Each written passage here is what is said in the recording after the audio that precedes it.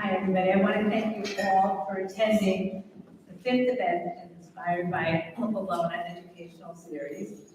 This one is entitled Children Under the Radar, Strategies for Noticing and Maximizing Parent Strengths and Abilities. In prior series, we addressed issues including embracing and supporting people with disabilities, children who are out of the box, people in the LGBTQ community, and people with varying religious practices. Based on the responses we received in marketing this event, this topic seems to have hit a chord with many people who have children and personally identify with the feeling of being unappreciated or disregarded, or people themselves who felt that way.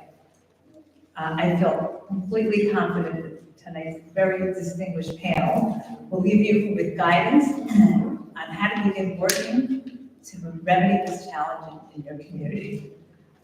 We are really incredibly fortunate to have such a knowledgeable and dynamic panel gathered tonight, and I can't thank you all enough for agreeing to honor Alone's memory and legacy by broadening our understanding of topics relating to embracing differences. Thank you, Rabbi Scott, who traveled all the way from Israel and will be moderating this event, this panel discussion. Rabbi Khan will also be broadcasting tonight's discussion on his podcast, I think very soon. His podcast is called The Orthodox Conundrum. I'm like a big fan of big movies, so I'm just really to have him here. In addition to hosting this podcast, Rabbi Khan is the CEO of Jewish Coffee House and co-host of Judaism and the author of the Orthodox Conundrum commentary on Substack. And Rabbi Khan will be introducing the panel and letting you know all their distinguished backgrounds. My husband, Larry, and I would like to also extend our thanks to our amazing committee, and Rabbi Sarah Markowitz, Ann Brodsky, Rizzy Harris, Rena Schatz, Amy Feldman, Jackie Adler, Irina Rabbi-Battisman, Amy Grobman, and Andrew Levine. We are deeply, deeply grateful to all of you for dedicating your time, energy, and creativity to this project so dear to our hearts. Larry and I created Inspired by Alona as a dedication to our beloved daughter, Alona Brockman. Despite her diagnosis of spinal muscular atrophy, she lived an inspiring and meaningful life until the age of 28. Alona taught us and everyone she encountered about recognizing strengths that aren't apparent. Due to her disability, Alona could only speak with the help of an assistive device and only had an up and down movement with one hand. None of her abilities were readily visible, but with the support of many insightful professionals, family members, and friends, Alona's intelligent spirit shone through, allowing her to be part of a dance program and attend college. Due to the support of people who truly saw who she was, Alona had a secure sense of self, thrived, and served as a role model to many. What we learned from Alona is to look way beyond the surface and to cherish and embrace untapped areas of potential. So with that, I will tell you, we're so excited by this panel, and we hope to have time for questions at the end. And thank you again for coming.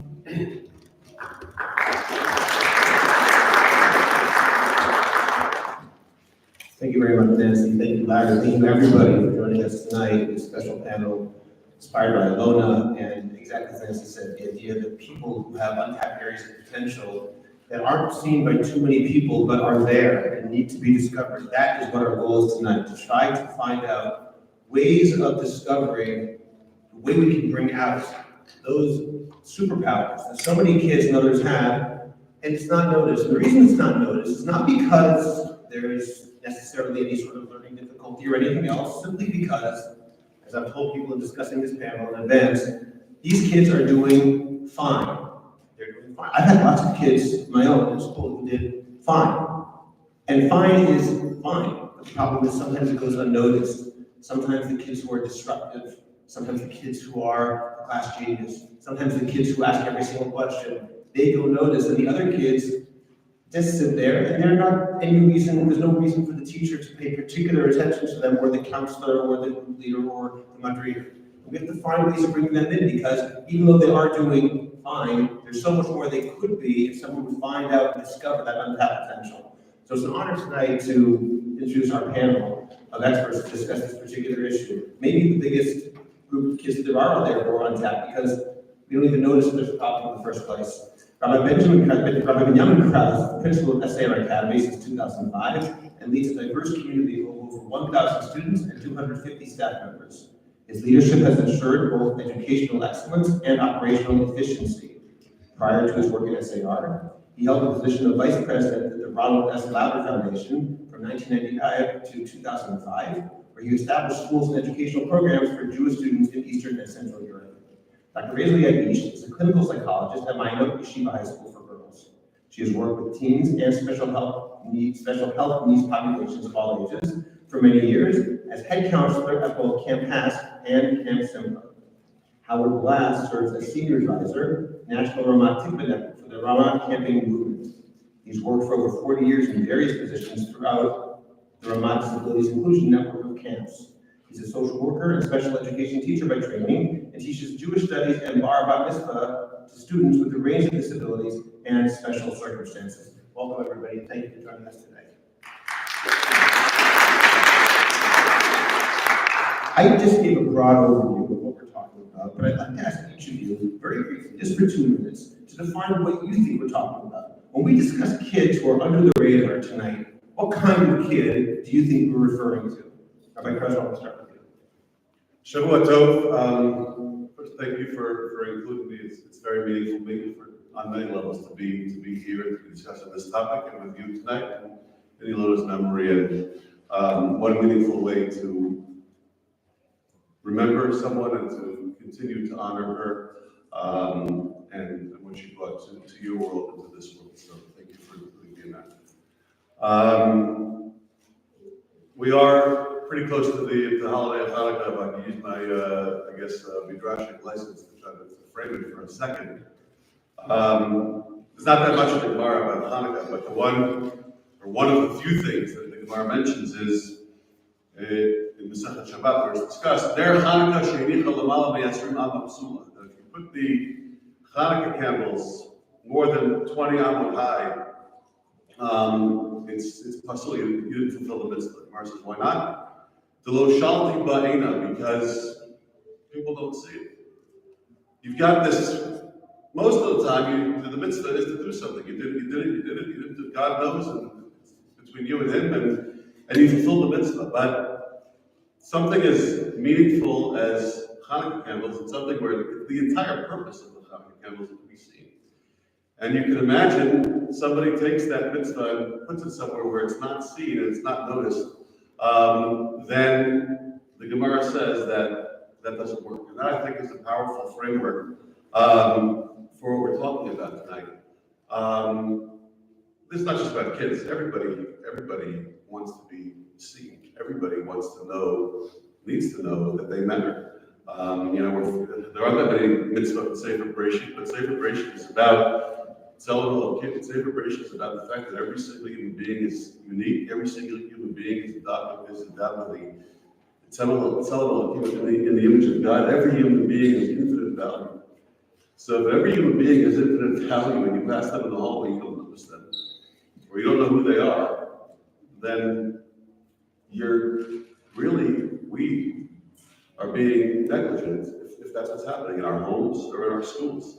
So to me, right, the first thing they have to do is you have to have a conversation, put something on. If kids are under the radar, then you have a conversation about it, and then there's a radar to talk about and think about. So to me, it's about really raising consciousness in every institution, in every place that we are. It's about creating a culture and consciousness of this.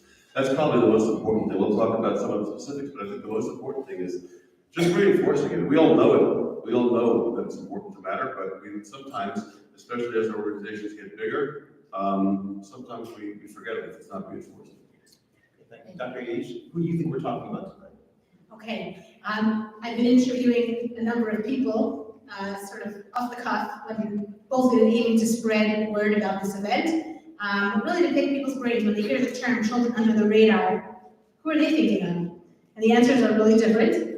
So curious what everyone in the audience thinks they're coming to hear tonight. But what I was thinking about, and what keeps coming to mind, even look at the nature of this session, we're using words, we're using verbal communication, which is probably the human gift that we have, that we can use words to talk. What if words are not the major way that a child is coming out than to be heard? How do we notice a kid who isn't using words, who isn't coming up to talk, whether that's at home or at school? And I think that is sort of where we've all been trying different approaches, but for me, I'm thinking about the child who isn't using words, or words are not, verbal communication isn't their strong suit at the moment, so that is why they're walking through the halls, or they're walking through their camps, and people are not noticing them. They're fine, they're good, they're not misbehaving, they're not demanding too much from their school system or their camp system in any specific way, and yet we're not hearing from them in words. And inspired by one of the words were not the easiest in terms of verbal communication, it makes me think that's a clear way we don't notice someone, but when it's not as obvious, where do we look out for the student, the child who is not coming out with their words? That's what I'm thinking about. Great, thank you, Howard. Okay, thanks. So I'm thinking about the two settings that I know best, students that I work with from our Bar Mitzvah and people in overnight or summer camps. And I'm thinking about students whose awesomeness and specialness is not readily apparent, but which is really just waiting to be discovered and unleashed. And because it's not obvious, and because it's not readily apparent, it might really require teachers and parents to be really good detectives and to really be good observers to help uncover those strengths that they have. Okay, thank you. Let me ask all of you, and whoever wants to answer this particular question, but I'd like to know in what ways does this problem manifest? What are some of the consequences? What are the ways that we see this, aside from the obvious fact that they don't get enough attention? What are the other ways that it is manifest that you can think of right now? Dr. Yaish, can you start with that? Yeah, it's funny, I have a son who's aiming to be one of the rare future educators of our generation, as there's maybe some worry that we won't have enough of those coming up. I tried to talk him out of it, but didn't succeed. And he said, I know the answer. It's so simple. As a young, naive, sort of like excited about Jewish education, so you just have to hire a ton more teachers. The more staff you have, someone will pick up on that kid. Someone will notice. And I sort of chuckled at his sort of easy answer. It's an easy answer. You just get more people in schools and someone will notice. So I think while that is possibly true, that if you stack the deck higher, or there are some schools even in this neighborhood where they hire teachers who aren't just teaching, but are actually hired and paid to spend time connecting with kids and looking out and being curious about those awesome kids. But I think it is noticed in the school setting where I find much of my life nowadays, that's where I am, where we, the educators, are worrying about the fact that we don't know these kids. Does anyone know that kid? Like in a school where they're not known, what's going on? How could we have missed that kid? So that's one area where it manifests for me.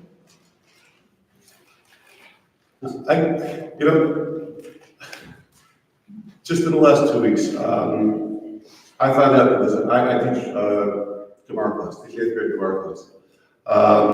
I found out very recently that there's a kid in my Gemara class who spends many, many hours a week auditioning for professional acting jobs. I'm like, wow. He's been in my school for a long time. He's been in my class now for quite a while. And if my daughter didn't tip me off, she's in the 8th grade, I would that's remarkable. I mean, again, interesting, good, bad, shouldn't be moonlighting during school. We can talk about whether, but I should know this, right? These are things that I should.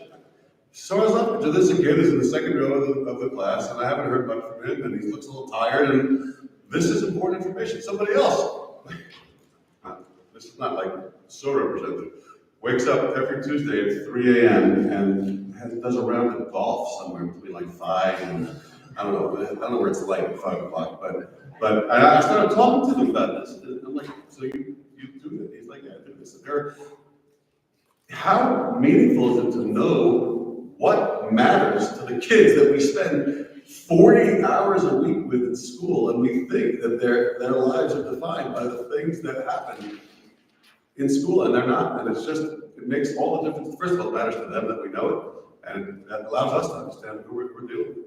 I'd just like to add one point to that, along with that before I hear from Howard about that, because one of the things that I get worried about is what you said, plus, what about that kid who could be taking acting jobs, or who could be golfing, but no one ever hit him with a golf club, or no one ever told him, hey, I think you're good at acting. And that kid might have that talent, he might have that superpower, he might be that awesome kid, but he doesn't even know it himself. So there's two different issues we're talking about here. One of them is knowing their kids, so that you should know what makes them special, and it's something that makes them special, and also helping them figure out themselves what makes them special. 100%. I think that is definitely part of this conversation for that. For me, it just comes to really having to be a good detective and really just look for those opportunities and create opportunities to find those strengths that kids have and those superpowers, as you said. For sure. So let's talk about some negative consequences. Rabbi Krauss just talked right now about not knowing that kid is trying to go for acting jobs or golfing. Okay, so what? Meaning, okay, you didn't know about it. Why does that matter? Why should we care whether or not you know that much about the kid? I think that, I spend a lot of time building, both of us do for sure in schools. I think that when schools take themselves a little bit too seriously, or they put themselves at the center of the world, then they're missing something. And I think that it's really important to know that, right, this has to do with a homeschool relationship, this has to do with maybe the school camp relationship as well, that there are many aspects to the life of a child, there are many aspects to the education of a child. Obviously, again, I think that you're spending 40 hours a week in school for many years, and that's a big part of it. But it's just really important to know that, as you said, I also think that you're right to bring some of those things into school, to give kids, I think we do a decent job at the standard things, or sports opportunities and things like that. Sometimes there might be acting opportunities or music opportunities, but maybe there's a broader range of opportunities that we should bring in our kids, so that, first of all, they can feel good, right?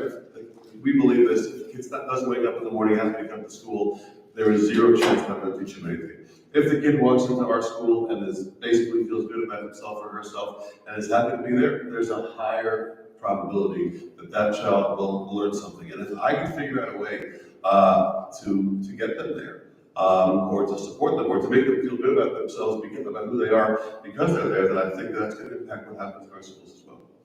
I have a thought. It's interesting that when Maya Mill started the school that I work at, it wasn't even in the mission statement, which is hard to believe right now. I know the founding principle. Well, I have to talk about that in a moment. The founding principal was actually Rabbi Krauss's mom, and was my principal of my high school.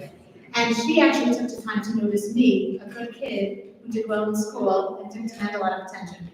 And how did she do that? Just throwing a few words my way, calling me into her office to ask my opinion about something, just meant so much to me. Why would you even think to call me into the office to ask my opinion about something? I'm not really known so much, but she wanted my opinion. So that was a secret for later, but since you did that. But I will say that because I also spend a lot of my time in private practice, what I was saying before is that my mission statement did not include anything about mental health and social wellness, mental and social wellness. It wasn't part of the vision statement over 20 years ago, which is hard to believe.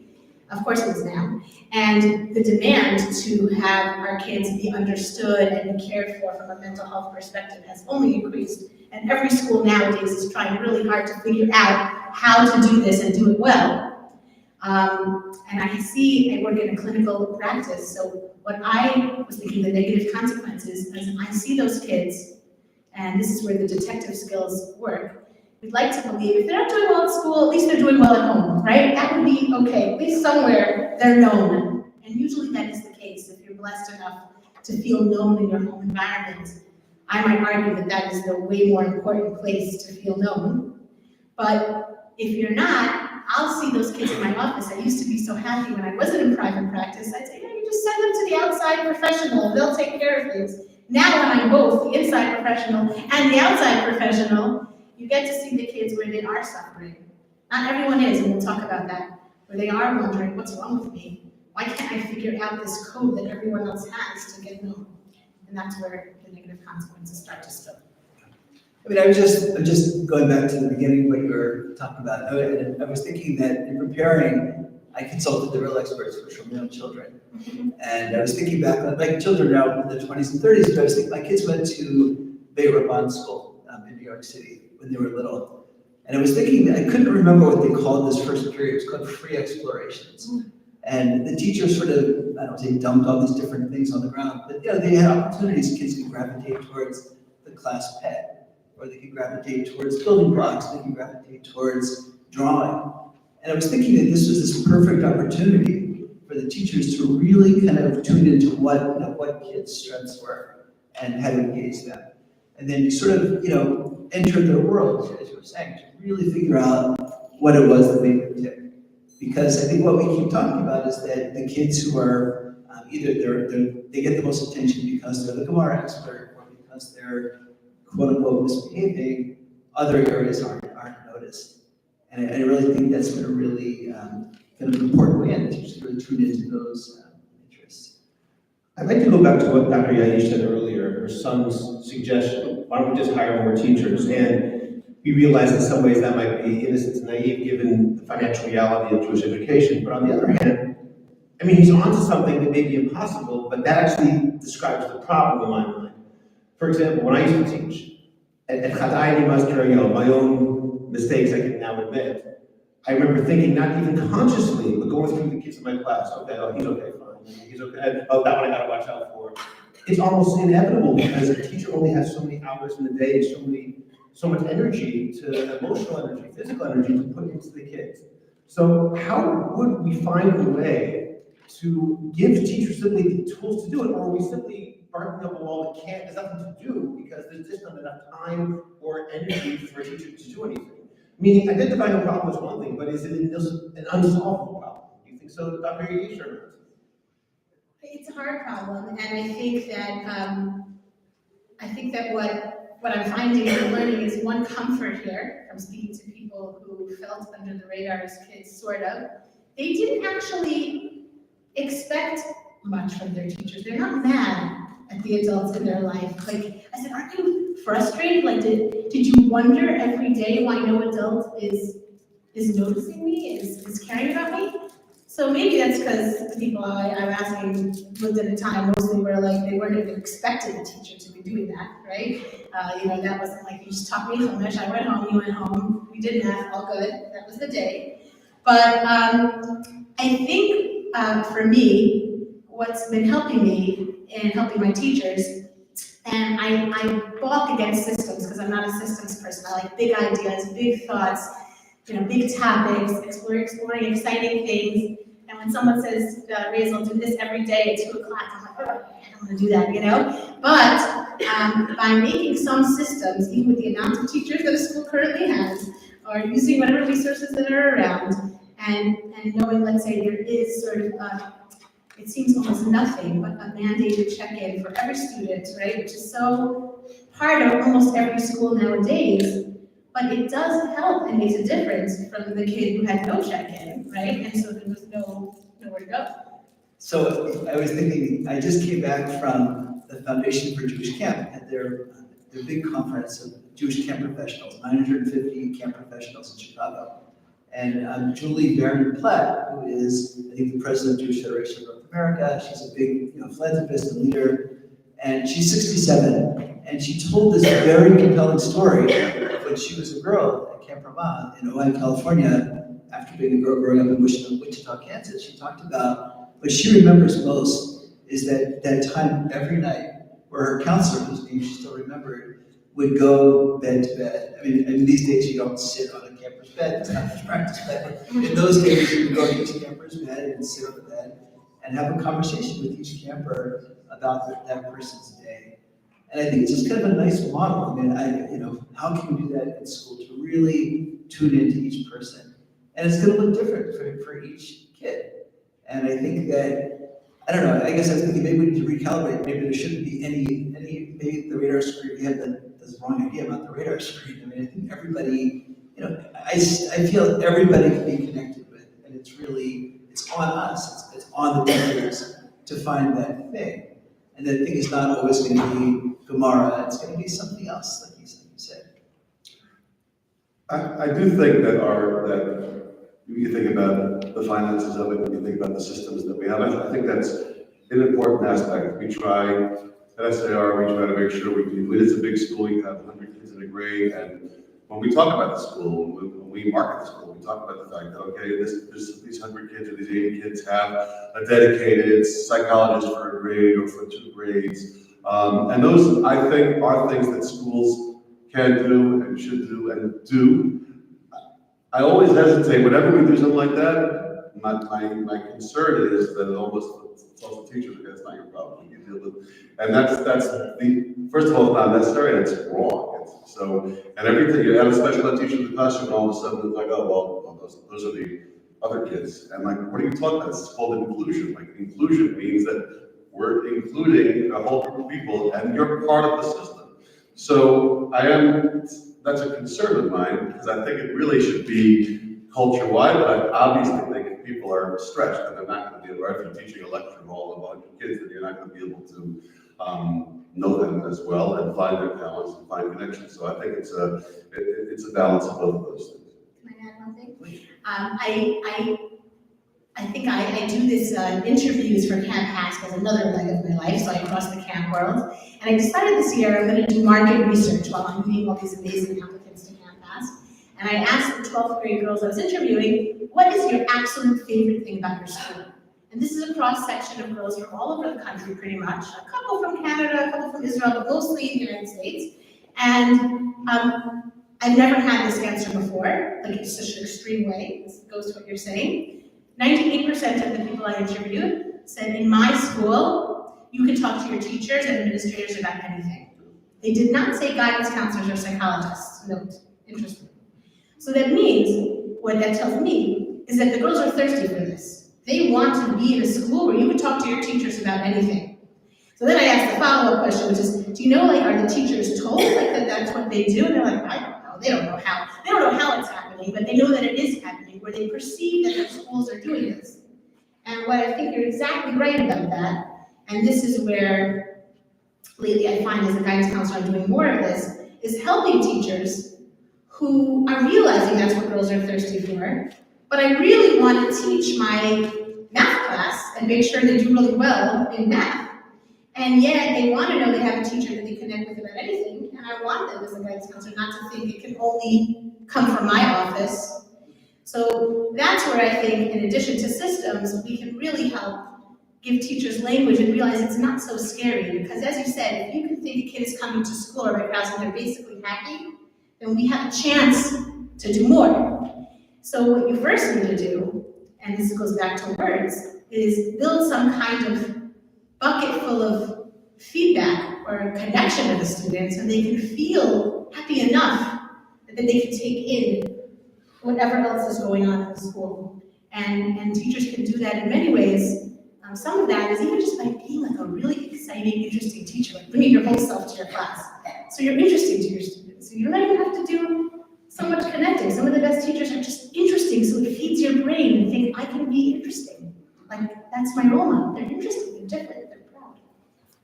I'd like to ask you all, how do we decide when something is a problem and when it's something which does not need to be solved? We're talking about the kids that are sometimes ignored.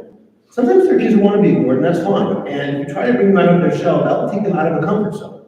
And perhaps that child wants to be introverted and doesn't mind, I don't mean being ignored, but the person is doing fine, he's listening in class, she's paying attention, but maybe it's not right to tell them and force them to do something and force them into a leadership position that they aren't ready for. How do you decide when you have to intervene and find out, wow, I really have to try and get that kid to come out of the shell? And to say, oh, I think that kid is actually pretty happy where he is. That's a really tough thing to decide. Do you have any thoughts about that, Krauss? Yes. I would be very clear. I think I said this in one of our conversations that we had introduced to the topic. We have all but band. We don't have traditional report cards. We have what's called anecdotals, which are basically annoying for teachers because they have to write a lot and they have to know the kids. But it's important because it's about the whole child. It's about, right, it's not just about a math skill, or right, 185 on a test is very different from someone else's 85 on a test. So we try to make sure that's reflected in the conversation we're having about kids. And one of the things that we really frown upon is to say, and it's how we play with kids. Hannah, my daughter, who's now in college, thank God, doing well. We really like to hear from her more. She's really quiet, which is basically coming across as a critique. And there are two things that happen when we read that as parents. Number one, she's not that quiet. I'm told I have wonderful interaction. We've seen her interact, very healthy interactions. So maybe she's quiet in your class, so maybe there's something that you're not bringing out in there, or maybe less. I don't know. Number two, why is that a critique? She's doing it, right? If she understands the material, maybe she's not interested in raising her hand every second. Is that a problem? Is that something that you should lose? I don't know, whatever our grading systems are. So I don't think this is about quiet. I think it's about respecting kids, knowing kids, allowing kids to figure out who they are and to know that they are respected for who they are.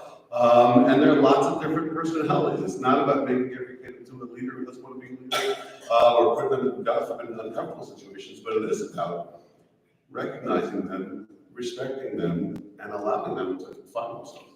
Howard? Yeah, I was going to say it's kind of the same thing. I don't think that introversion is a problem. It's just kind of a way of being. And I suspect that if you polled the audience and said how many people are introverts, at least half the people, if not more, would say that they are. And even it doesn't even correlate with only being sort of like software engineers, people who do sort of solitary things. I'm sure people who have very public-facing things are also introverts. So I don't think it really matters. I think we should still create these opportunities in our classes for these different styles to shine. Like that's what Rabbi Krauss was saying, that someone's going to be, I don't know, the class artist, or the class PowerPoint maker, or a lyricist, or I don't know, the fix-it person, or the tech genius, and that's okay. We just need to create these opportunities for people to shine. But I don't think that, I think it makes it sound like being an introvert is like a bad thing. It's just kind of just a way of being. Yeah, let me comment on that, because certainly, as an introvert myself, I don't think it's a bad thing. I think, however, You're a podcast, you're out. but truly, I think that the problem is to know the difference. Maybe this kid isn't an introvert, he's just not being paid attention to, and this kid actually wants to be left alone and doesn't want to come. That's what I really refer to. I think it's really tricky because it's actually also hard for the adults. I'll tell you 2 mistakes I made, one an old mistake and one a new mistake. So I figured I'd ask a friend who's really quiet in high school. I was in her class. She didn't say a word for the years of high school. She sat in the front right seat. She had one friend that they barely spoke. And I'm like, I'm gonna ask her what her experience was like. Was it hard for you? What did you wish the adults would do for you? So I said, and I said it in a very delicate way, because suddenly as I was asking, I realized I might be stepping on a problem. And I said, friend, I'm doing this podcast. I want to ask you what you thought as someone who I think was quieter in high school. And what do you think? What would you want people to know? And she said, I was quiet in high school? I don't think I was.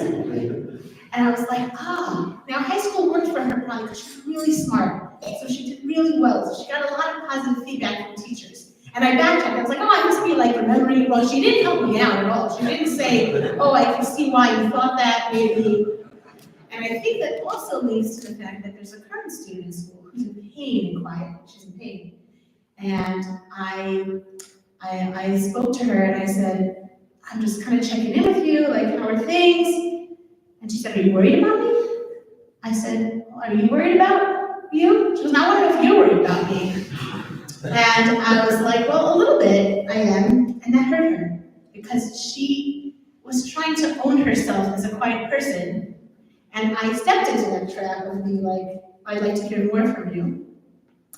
So it's a very touching thing how we figure out which one is okay and which one isn't. Someone heard me talking to my other friend in the hallway of Maito, the one who I thought was quiet. She said, come by my office later. I was quiet in high school and I have a lot to say about it now. I own it. And even recently, I thought of I asked another person in a much different way now, and she said, you know what I hated in high school? I hated when teachers would say to me, something like, we'd like to hear more from you in class. I said, what, do you want me to be disgusting like the rest of the girls in class and like cut you off and be inappropriate? I'm doing the right thing.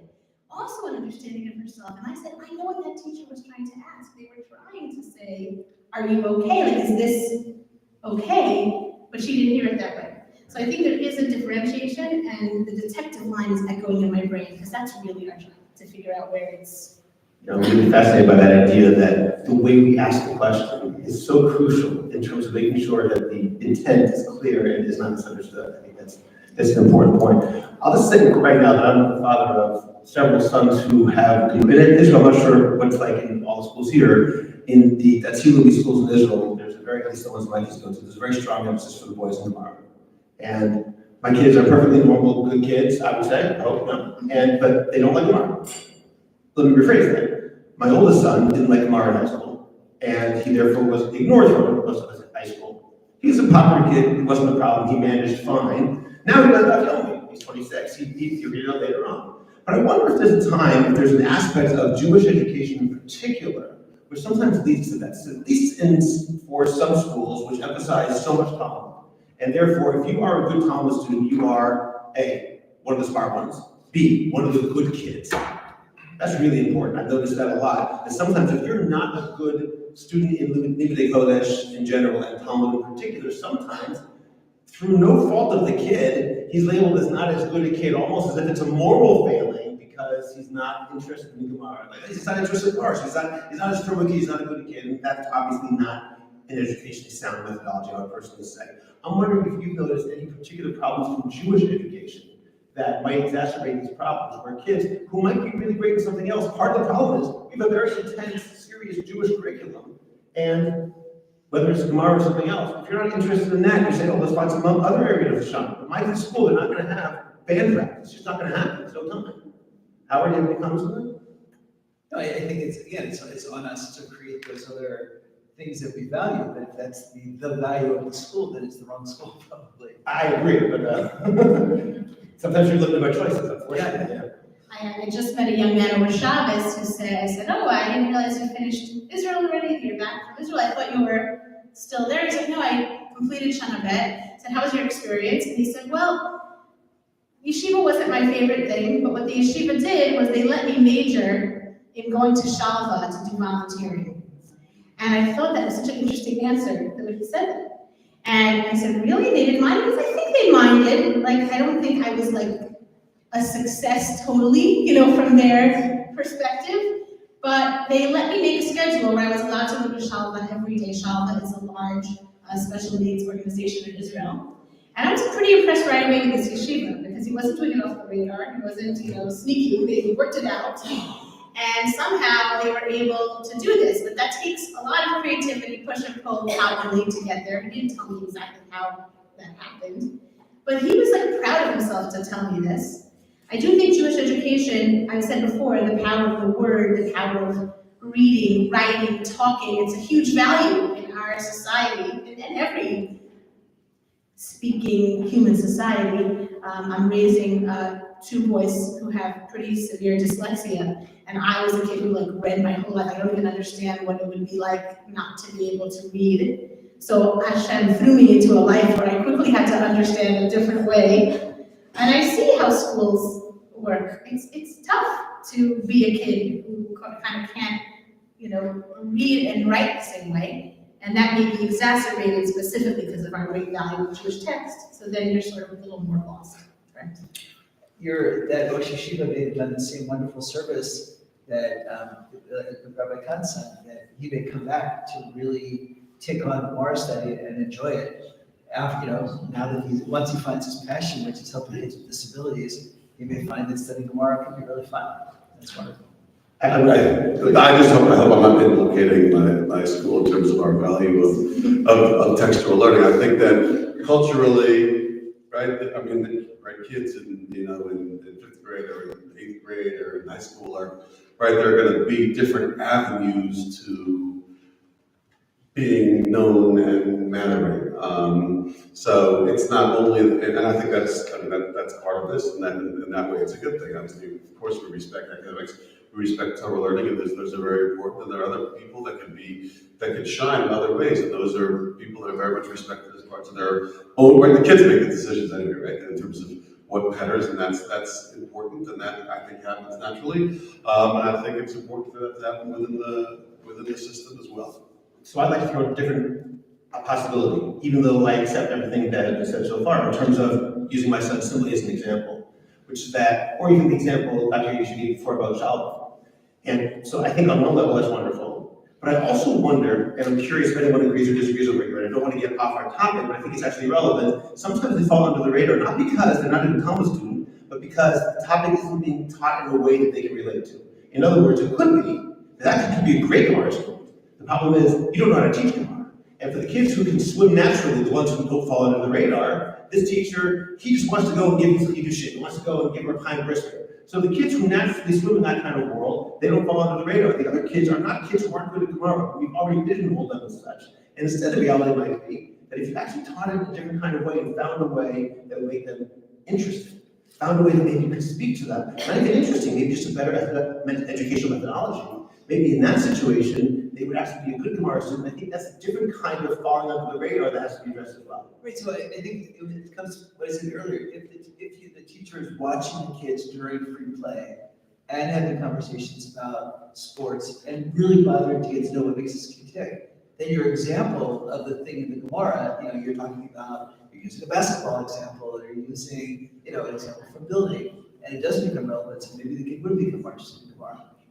I had a teacher in our school who said that he was early as a young teacher and he had a powerful moment where he watched at the end of the year his powerful text-based class where all the students took their notebooks and threw them in the garbage, everything that he had just taught them, which is what people do. Kids love to throw their notebooks in the garbage at the end of the year.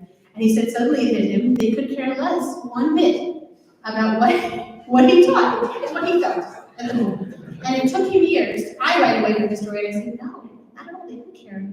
They just want to clean their notebooks. Don't take it so seriously. They just want to empty their bag. Their mother's going to yell at them for bringing home all the notebooks. I'm so happy that we teach with iPads. There you go. And so when it took him years to realize, though, sort of like this, he said, if that's what they do, if they're going to throw out the notebooks, and he invested a lot in the notes and the text, then I have to change the way I teach because they're not going to remember my notes. Clearly, they're going to have to remember something else.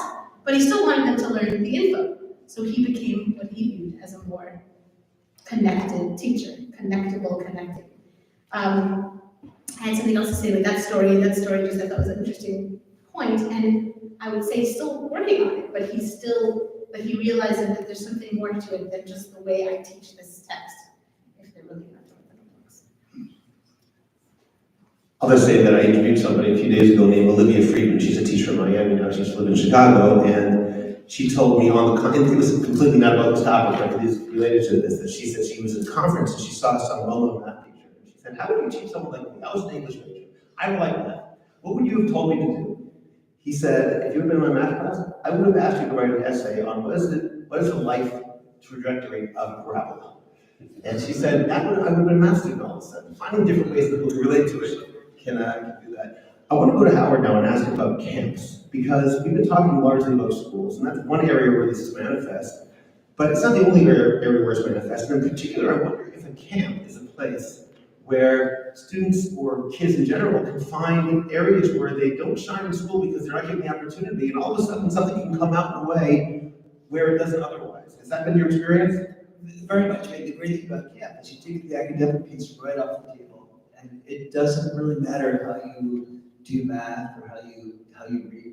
So camp's a fantastic setting, and also I think that there are just so many opportunities to discover things that you might not have discovered. I'll give you an example. I have a daughter who, was a very good student, but she took Omanut in camp one summer. She took art, and there happened to be a woman who did paper cutting on staff that summer. And my daughter came back from camp, and she asked us if we could buy her a knife, an exact one of those cutting knives, and the pad, and whatever to cut. And she proceeded to design this paper cut that became her bat mitzvah invitation.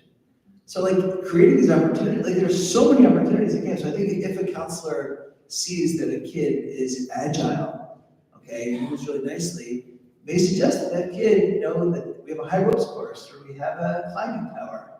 And I think the kids discover these strengths they had no idea that they had. I'm thinking about camps do plays, maybe they're in Hebrew plays, and a kid may have his or her first opportunity to be in a play, or to be on the tech crew, there's just so many opportunities. I think that those things then can carry over to other settings. But taking the academic piece out is amazing. And I think also it's counselors who really, they know the range of offerings, and they can make a shit up and say, hey, you know what? You may not know this, but there's this really cool archery course down the road. Give it a try. So I think campus is wonderful. I'm glad you asked about campus. It's really exciting. I would also think, before you come here, Yaish, I would also think it's not only the campers, but the counselors too, because they're finally in a leadership setting, which is very different from other leadership settings. These kids who are younger, and they have a chance to lead a group in a way and be listened to, at least somewhat. And I've seen myself in camp. I've not that much, but when I have, I've seen people who seemed almost became this incredible counselor in ways in which they never would have anticipated beforehand. One of the things that it's been said, and sometimes it says as a little joke, SARs at schools like camp. And when someone says that to me, I'm like, that's the highest compliment, because I think I actually would not be as as apologetic about the academics. There's plenty of academics, there's plenty of learning. If you learn through experience, if you can give a kid an experience where they can learn something, if you can do that in school, the way they do that in camp, you can go to camp, you can learn it in Hebrew, you can pick up a language, you can pick up skills, there are so many skills that you can learn through, and school and the traditional schooling is not the best way for many kids, or maybe for most kids, to do this. And we actually know that, we just don't know how to change it. So I think that figuring out how to bring some camp into school, that doesn't mean lowering standards. And it doesn't mean not having skills. It means figuring out ways to learn through doing and to learn through experiencing things. There is no better way to learn than that. And I think that camp's amazing at it, and I think that we have to figure out how to bring some of that into our school.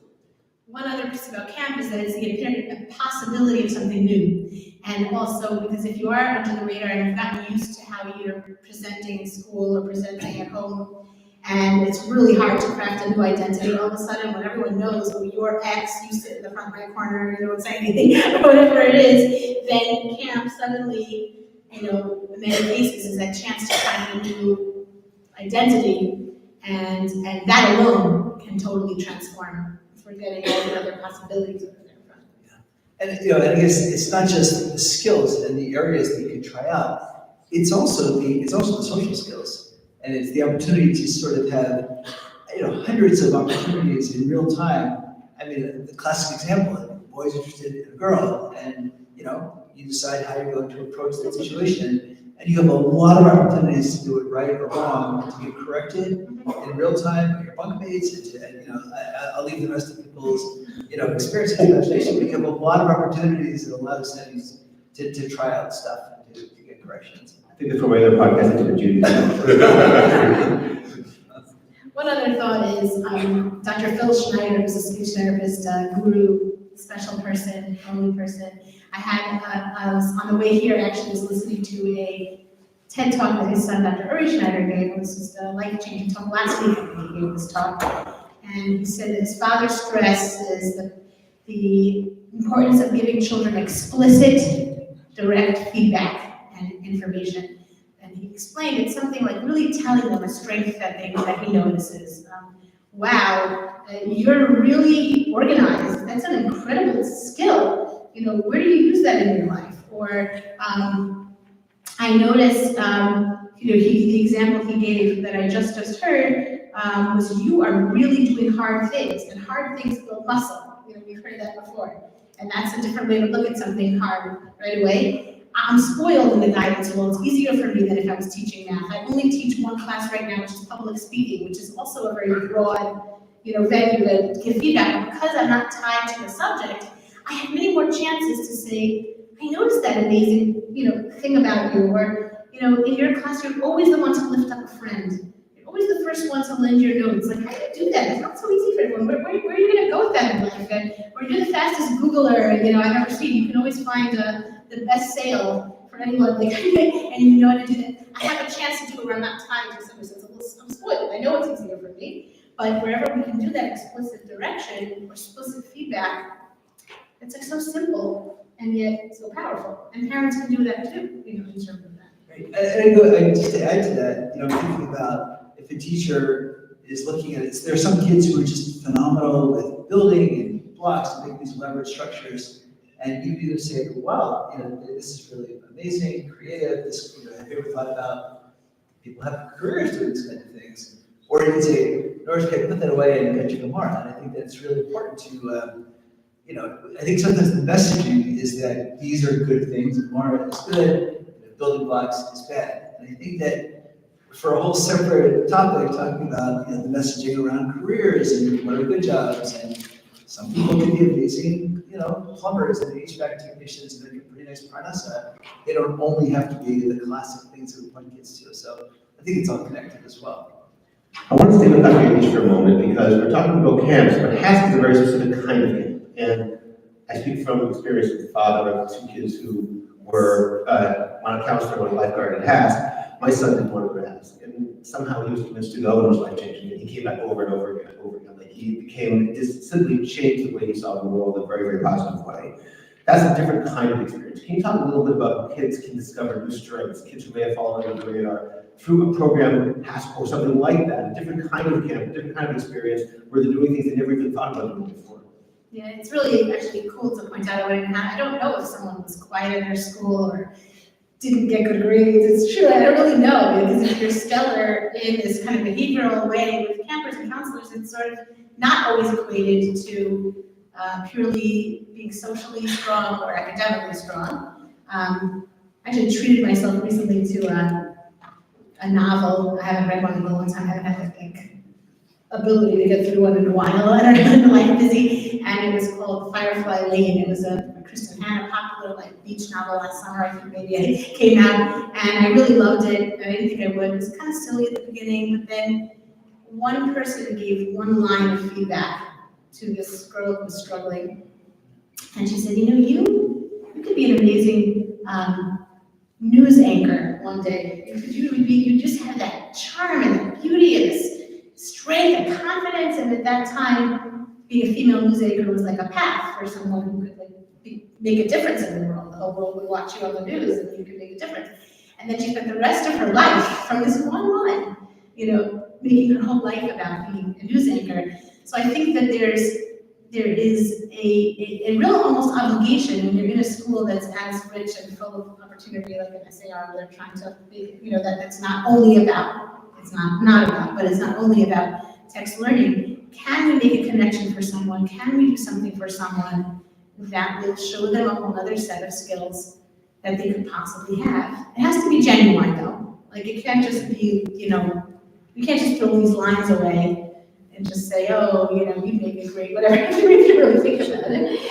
But it's a camp like that shows it to you obviously, because you're right in there, and then you're doing great. You're like, well, I didn't know I'd be such a good counselor. Right.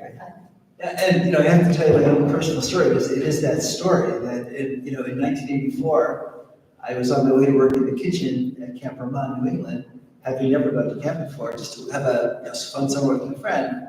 And I got a call on the dorm phone, if anybody knows what a dorm phone is from back in those days.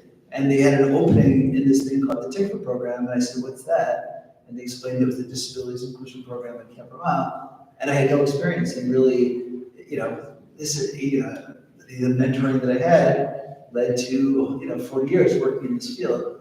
And that was not what 18-year-old Jewish boys did, become social workers and special education teachers. It was really, there was something really powerful in that experience, and it's pretty good at it. And I think there was a lot of good feedback. And, I think you said, this even just taking care of kids, and, so you never know. And I think that's really one of the points. You create these opportunities, you can really go very far.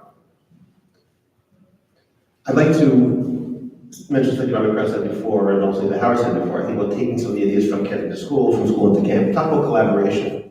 Are there ways that we can allow parents, teachers, counselors have a better sense of collaboration, to take the skills they discover in, let's say, camp, or let's say in a school class, that may not be noticed at home, that no one knows about. And is there a way to take that, move it forward, and talk to the parents, or the parents talk to the counselors, or to the teachers, to find a way to collaborate and say, you know what, my kid found something amazing at HAT, and now I want him to discover how to use that in some other context as well. So it's not just something which he does for 2 months in the summer, but something which he can do in other contexts. Or, for example, using your daughter's example with paper cuts. And next time my kid comes home asking for a knife, I won't be scared anymore. I think it's great. But to ask about, this kid likes paper cutting, where can I have that kid do it? How can I allow that collaboration to continue outside of the context in which they discover it? Rabbi Krauss, any comments about that? I think that a lot of it has to do simply with resources in terms of time, in terms of options, in terms of choices. That we have a program in school called Voice of Choice. So it's like, instead of a traditional, music class or art period, so there are 5 different things that you can do, because you found the talent that you have, or we're going to help you find the talent that you have. Or we have, when I was a little younger, we said running with a rabbi, so I could go for a run at 3 o'clock in the afternoon on the Thursday. And it was an amazing thing. You got kids who really, again, either through this program or somewhere else, like, really were good at that, and they were able to. And so you have to really push it into the schedule. You have to decide that it's worthwhile. And again, we in our school actually have a lot of people who, a lot of them, I think this is pretty common generally. A lot of teachers spend time in camps in the summer, so you do have that natural overlap anyway, where they know what's going on in the camps, and they know a lot of the same people, if that's what's going on in your community. So I think there are, if it's an area of focus, it can be done. I think that I was speaking again in my little quest for qualitative background for this podcast.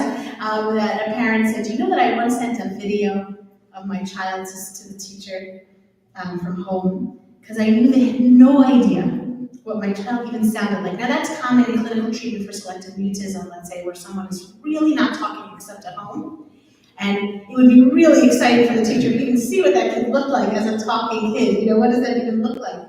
So I don't know if it was quite exactly that, but it was a kid who the parent really felt the school wasn't grasping her talents. They weren't, also a school that wasn't, again, this is the parent's memory of it years later, but where, the parent asked for certain things, like, could you jump up a level in class because she doesn't have the right social fit in her class, but the school said, no, academically she's not able to do this, which is something now schools are a little more fluid about, because there's so much more focus on social, emotional wellness for the most part. But that was a powerful moment to think that the parents sent that video to school, and it made a big impact. The teachers were, just amazed to see what she was putting on a play at home, and super fun, and super excited. So yeah, in the dream world, we have like perfect parent-school collaboration, and everyone respects each other, and everyone, just believes the best of each other, and we try hard. And over years, let's say over 4 years of high school, 8 years plus of elementary school, you can often hit that point. But there is a point, or sometimes you're just like really happy to let go of each other. But when you're hitting that point, there is a baseline ability to do that back and forth, where school is humble enough to say we're missing something, or a family is sort of pushing a school, which is why we have so much more focus on social emotional, because parents want more.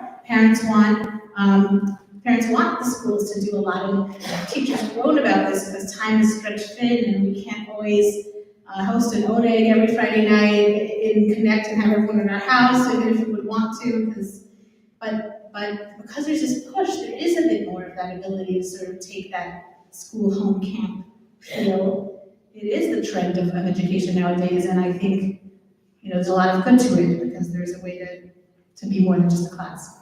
Well, let me ask one question before Howard goes, because sometimes I wonder, as now a parent, sometimes a teacher will call up and say, I need some help over here. I say, yeah, you need help, educational help, you need a teacher. I don't say that, but that's what my wife and I are thinking. The problem is they want collaboration, when in fact I'm saying, no, you should do your job.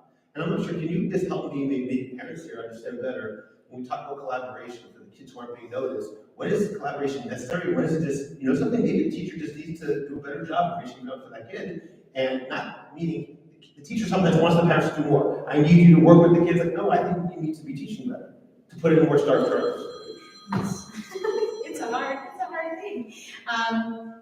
Again, like. Not that that's ever happened to me. Never, I'm sure never. I remember once a parent, a teacher called and said, I had the worst call of a parent ever. I called, I was really excited to share this concern I'm having, and the parent just said, I'm the parent, you're the teacher, you figure it out. I can't help you at all. You've got to figure it out. That's not my job. I'm not paid to be a teacher. I have no idea what to tell you. That's your profession. I'm not a teacher. And they were like, oh, so obviously there's nicer ways of words really matter is what I was also going to say tonight, because this is in some ways about quieter kids, and we also remember every word we say really matters. But I'd like to believe we're teaching teachers new language and parents hopefully also, but there isn't an ultimate disconnect. They're really not in the school. They're really not in education.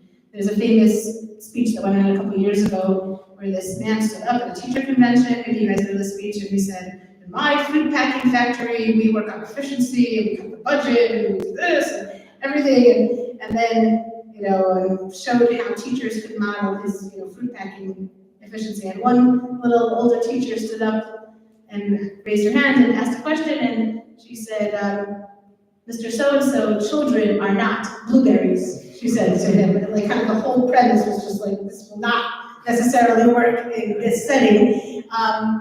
But I think with a little more humility on both sides, there's a way to say, like I said before, a teacher who's bringing their whole self into the classroom and is caring. I think the caring piece is the bottom line. Even my really grumpy teachers would say, who are like, I just want to teach my subject. I don't want to do all that other stuff. That kid has to figure out how to take better notes or be more organized, or, there's not too many of those teachers left around. I'm saying a few that are. Even you can get them back on board by saying, I know, it's true, but you also really care about the kid. And there's got to be some way we can hook it in there a little bit better. I mean, I think that I'm thinking about camp. The camp is such a great place for being collaborative with parents, because you only see the kids for 4 or 8 weeks. And as the parent, you're really the experts. Like, tell us about your kid, things that we wouldn't see. And I think that in return, you can tell parents these things that you saw in this camp setting that they might never see. There's the collaboration. I think in the school setting, I'm thinking about like the parent, I'm thinking being on the parent side and having parent-teacher conferences. I think there were some parents like us who really value teachers and education, and we thought it was such a gift to be able to hear from the teachers what they were seeing. And there are other parents who just, they didn't even want to come to conferences. That was, I think that's, and it was so wonderful to be able to share the different perspectives or sometimes similar ones. Like, wow, you saw that in class. Let me know what she's like at home, or vice versa. But to really put that out there, it was really a wonderful conversation when it happened. I think they used the two things that strike me. Number one, from the beginning of this conversation until now, everything it feels to me, been about just noticing people, just appreciating kids, and knowing that they have lives and interests and things that we can, that if we just listen for some. We had a Shabbaton, 6th grade Shabbaton last Shabbat. I walked kids home. That was my entire job, was to walk the kids from the school to their homes, and that was pretty much my responsibility for the Shabbos. And I got an email Monday morning from the teacher who said that the kids said the best part of the Shabbaton was walking home, being Rabbi Krauss is walking home. Now, I assure you nothing happened. There was nothing going on. The conversation was stimulating, and perhaps we have to do something about our Shabbaton programming. But actually, it's remarkable, and also like scary. Like, wow, that's what it takes to make a difference. But for the other 179 days a year, I didn't have that interaction with this kid. Like, that didn't take very much, and what a difference it makes when you do something like that. Like, I feel like that's where it begins, and that's where it ends. The second thing I would just say is that I just had a conversation with an alumnus from our school. I don't know how many people here had the opportunity, for lack of a better word, to visit the Nova exhibit downtown. So one of the 3 people who brought the Nova exhibit to New York, one of them was an SR alumnus. This guy was not much of a student, and what he did, he was always what he is, which is an entrepreneur, a very smart, creative person who was just looking for meaningful and interesting things to do. That's what he was as a kid, and that's who he is as a very successful business person and now somebody who's had hundreds of thousands of people see what really needs to be seen and the story that needs to be told. If we think that we know exactly where someone's going to be or what difference they're going to make, and if we think it's all going to happen in traditional classes, we're making a big mistake. I think it's really important for us to recognize that at all ages, like these kids are going to be, or have the potential to be amazing, and we really, need to make sure. And I think that we do. I'm not criticizing anybody because I think that for the most part we do, but we need to be reminded of that. The last thing I'll say is that you reminded me of when this is probably my first or second year as principal, and there was a kid who we were really having a hard time with, and we called him on the radio, and she simply said, "I'm not worried about it. Like, thank you very much for your feedback. He's going to be fine. I'm not worried." And we're like, "Oh, okay, what should we do for the next 12 years?" I don't know. I'm not, whatever you want, but I'm not worried about it. And she's completely right. So now we got to figure that out. We have to figure out what to do with it because we have the kid for 12 years. But she's right.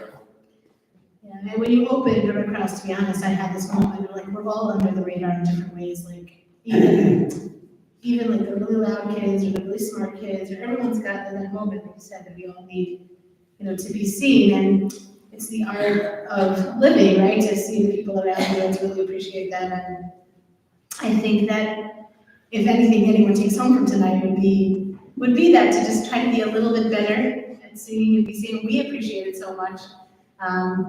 A former student of mine was here tonight. She gave me this little notebook because she knew she'd see me to thank me for something. And I was just like, it doesn't happen too often as a teacher. I need that little thank you notebook.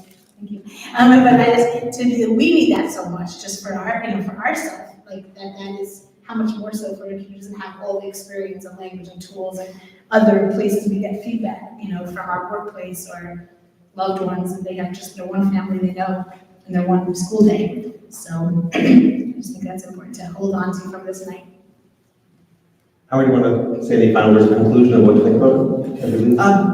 No, I think it's the same thing I'm not sure how helpful this idea of radar is. I think that the message is just listen better and look better and be a good detective and figure out where this kid shines. I think everybody has an area where they shine. We have to just put in the time and figure that out. And I just want to echo what Rabbi Krauss said a moment ago. He said that I'm not worried. And I think sometimes there are times when we should be worried, but to remember, no matter who the kid is, my good friend and my former co-worker Yeshiva, Rabbi used to say about these 18-year-olds, he goes, the cement isn't dry. The cement isn't dry yet. There's a lot of room for growth, even when they're 10, 15, 20, even when you get, at one point I spoke to my friend Rabbi Michelle, I mentioned that to him, I said, for you the cement is dry. There's a certain point where the cement maybe is dry. But for our kids, the cement isn't dry. At a certain point, there's always room for them to grow. Kids are late bloomers. Kids sometimes they'll discover strengths that they haven't seen until now. And as time goes on, we can just hope to cultivate them, do everything we can, listen, pay attention, notice, try to see what they need at any given time. By so doing, hopefully we can bring out those superpowers. And if we don't, maybe we can at least give them the seeds to think about something later on in their lives. Later on, at some point, will start to sprout and allow them to feel that themselves, even if they're not ready for it earlier. Who knows? Who knows? We as teachers or our parents or educators or anybody, who knows what kinds of things we're planting just by talking to them. Maybe just a walk home from shul, walk home from the Shabbaton, might plant an idea which might change their lives. Or, for example, entering the dorm phone one time. Who knows what can happen?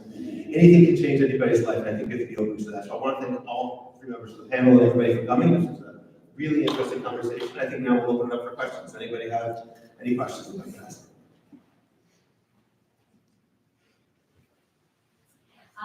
Your role is amazing. I think anyone who goes into education, I just hope that you appreciate it because it's the most important job in the world. But, and I'm so glad that you took the time to make yourselves more aware of what's necessary. But do you think, one thing we haven't spoken about is shuls? And, shuls, do you feel as educators, it would be helpful for shuls to partner with you as well? Is there a way for rabbis, shul rabbis, or I don't know, other people in the shuls to help you, or do you feel that shuls don't really play a role? I mean, the short answer is, yes.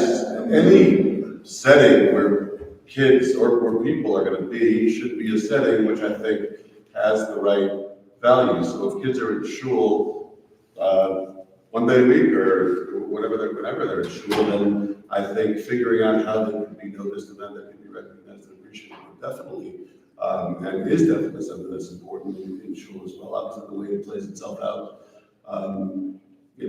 depends on lots of different factors, but I think for sure, something that happens sometimes in shul is that kids are the source of making davening more noisy. So we should, instead of just complaining about that, we should obviously be harnessing what they can bring to shul, or figuring out if we're not engaging them, why we're not engaging them, how we can engage them. So I think that the same general principles definitely apply. Any other questions? Hi, thank you so much for this stuff. My mom was actually under the radar for a long time until a teacher actually noticed she was there, and then she became a top student her whole life from there, so I really appreciate this. Question, I know we talked a lot about school. Do you have advice for the home? I think as parents, sometimes we try to identify and to be the detectives, but we also deal with a lot, and sometimes we just don't know how to approach it or to find the right outlet. So I was wondering if you had advice for parents in the home as well. The good news is clinically, often the kids feel happy and comfortable in their home overall. Because it's not, and if that's not the case for people here who didn't have that or don't have that in their childhood experience, then that's hard. That's really hard. So you're already coming in hopefully with like an advantage, which is why I was thinking of shul as a good setting, because if home is already an advantage and you're in shul with your home setting, you almost just want any adult in the world to notice your kid, like even one, like in a good way. Then your kid will say, oh, I had that positive moment.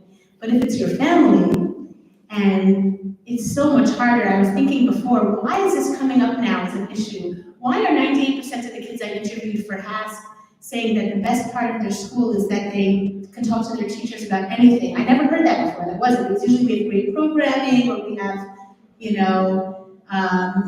something else, not that. I do think we as parents are really suffering. I for sure am, with having my attention taken away by social media and internet, and because we have to be so connected with our jobs after hours and calling parents back and everything else, like it never shuts off.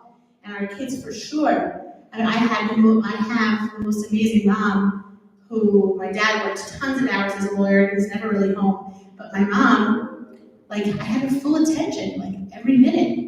I just took it for granted, almost like I hated it sometimes even also. But thinking back, it was just this full attention that very few of our kids have nowadays. Even if you're really good at putting your phone away when your kids come home, then I want to talk to you, you can teach me how to do that, because I'm not. So I think that just a little bit more, even the tiniest bit more of noticing our own distraction and our own distractibility and realizing kids are really thirsty for this. I'll tell you a family where I'm working with, where the mom and children are feeling very disconnected, and there's a lot of issues going on, really reaching clinical level. And I said to the child, you're a little lonely right now. Maybe you want to ask your mom if she wants to, do something with you, because she's like, Mom? I don't know, lately she's been okay lately. She's like, yeah, she's kind of okay lately. So she sent her mom a text, do you want to go somewhere with me tonight? And the mom wrote back, did you mean this for me? And she's like, look what my mom wrote, that's so funny. She wrote, do you mean this for me? I'm like, that's so funny, that's amazing. And then the mom was like, no problem, I'll rearrange whatever it is to go to Target, is that good, whatever it was. So just even not to shoot the bar so high, but even whatever tiny bit more of a way you can think to a word of appreciation, a word of recognition, even if the next minute you're going to then be mad at that kid or they're annoying or they're going to pull it a nerve for you. But if you can find it may feel silly at the moment, you may write it off to say, was that worth it if I'm also really then not my best self or don't have patience for that kid later on? But if you could find something, some moment, they all land, they all grow together, they all, build. I tell myself that. I was going to say, kind of building on the free play with the kids, just creating all kinds of opportunities, whether it's doing a dishwasher or being a kitchen helper or laundry helper or throwing all kinds of different things on the floor, puzzles, and, letting kids just gravitate to those things and showing interest. And I think also observing what are the things. I'm thinking my daughter in Israel has 3-year-old twins, and just watching how one can sit with like magnet tiles for hours and build, and another one can do puzzles, and just kind of tuning into that and finding other things that are of similar interest on the road. I had a conversation with these short Friday nights, like a month ago, and I guess it's just cathartic to share this. So like 8 to 10 o'clock, we just came home, we ate out, we were just hanging out and just talking, and my daughter, my 20-year-old daughter said to me, that was the longest conversation I had your full attention for my entire life. I was like, thank you. And it was in kind of good cheer, but it was like, wow, like, yeah, like your kids really want your attention. And they obviously deserve your attention. And, Shabbos gives us the gift in terms of the technology part of it, but there's no question. You can be in the same physical space as somebody and not be with them. And you can be on vacation with them and not be with them. And again, I'll bring it to myself. I mean, it's a hard thing to do. But of course, it's really, really important. One other easy thing, just that my husband, I never knew to look for this when I was dating. I wouldn't have known that he'd be so good at this, but he has patience to play the really boring games with the kids that I detest. I just want to be reading, and he'll play Monopoly Deal or whatever it is, and but he does it like I know why he does it. He doesn't love it, but he does it because it's a simple way without words to just be connected for them. It's a really nice thought. What role, if any, do you see a grading system as a reinforcement for someone, a child to feel under the radar? Is a C student not noticed, doesn't ask questions, or is the C student just doesn't understand? I mean, the A student is doing great, the F student probably hasn't prepared.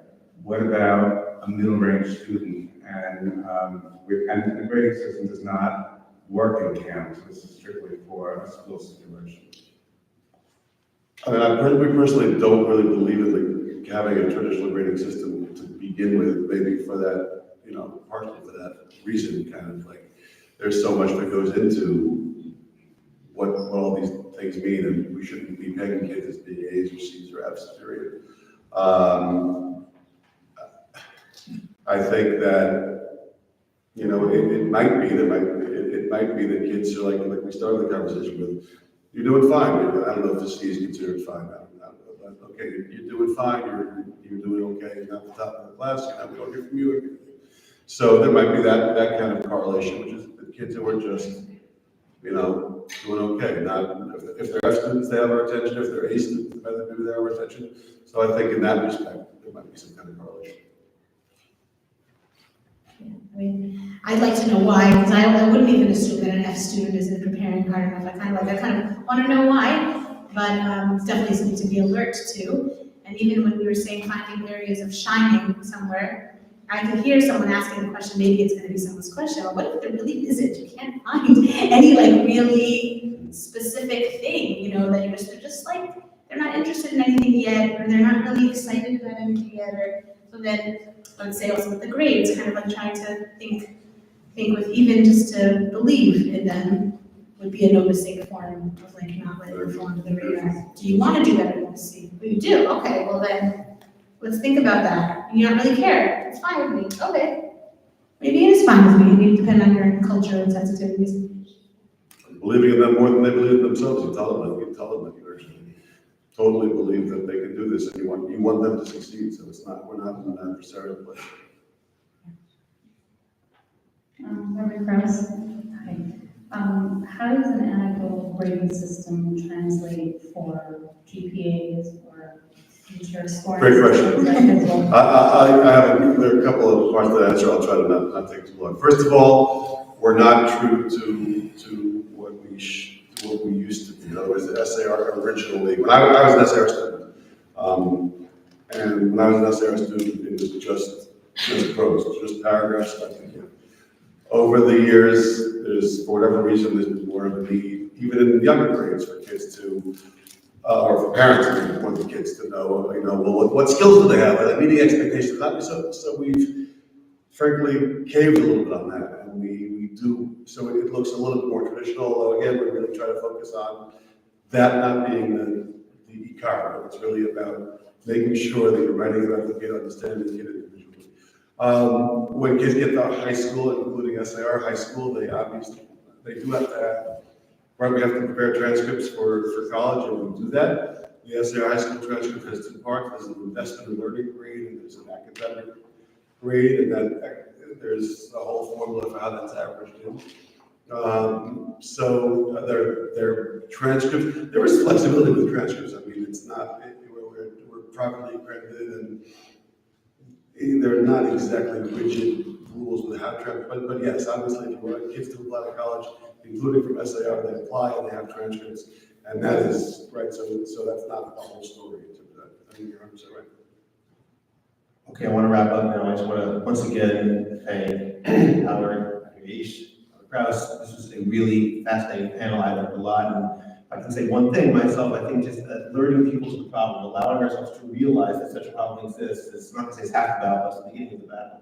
We don't notice them because we don't notice them. So at least talking about the fact we don't notice them will help us pay attention to hopefully avoid the problem. I want to thank everybody. It's been a real honor to be with you tonight. I want to thank Nancy and Larry once again. Inspired by Alona. Really, this has been a pleasure and an honor, and thank you so much. Thank you very much.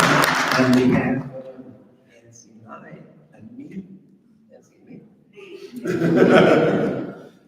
and our kids, Scott, Amy, and son-in-law Andrew, and the entire family, thank you very much. Thank you for agreeing to be in the panel. Thank you, Scott Kahn. Thank you, Billy Krauss. Thank you, Rayzel Yaish. Thank you, Howard Blas. We really enjoyed your participation, and from the bottom of our hearts, thank you very much. And to all of you in the audience, thank you for supporting Inspired by Alona. Thank you for being our friends from the bottom of our hearts. Thank you, and have a good night.